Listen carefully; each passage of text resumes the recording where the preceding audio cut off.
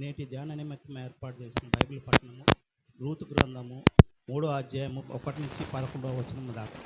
ఆమె అత్త అయిన నయోమి, నా కుమారి, నీకు మేలు కలుగునట్లు నేను నీ కొరకు విశ్రాంతి విచారింపబలసిన దానను గదా.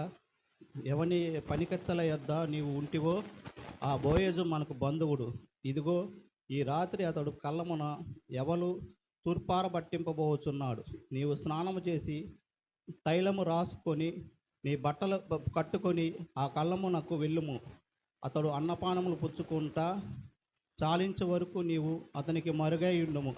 అతడు పండుకొనిన తర్వాత అతడు పండుకొనిన స్థలమున గుర్తిరిగి లోపలికి పోయి అతని కాళ్ళ మీదనున్న బట్ట తీసి పండుకొనవలను.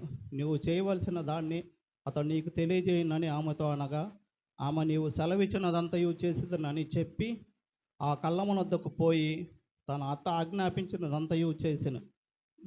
బోయేజు మనసున సంతోషించినట్లు అన్నపానములు పుచ్చుకొని లోపలికి పోయి ధాన్యపు కుప్ప యొద్ద పండుకొనినప్పుడు ఆమె మెల్లగా పోయి అతని కాళ్ళ మీదనున్న బట్ట తీసి పండుకొనెను.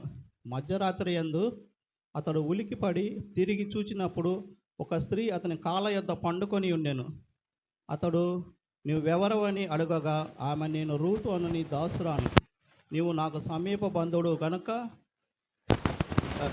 నీ దాసురాలి మీద నీ కొంగు కప్పుమనగా, అతడు, నా కుమారి, యెహోవా చేత నీవు దీవెన నొందిన దాను.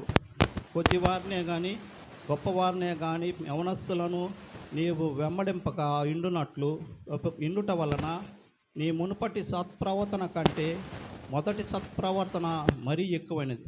కాబట్టి నా కుమారి, భయపడకుము. నీవు చెప్పినదంతయు నీకు చేసేదను. నీవు యోగ్యురాలవని నా జనులందరూ ఎరుగుదురు. దేవుడు తన పరిశుద్ధ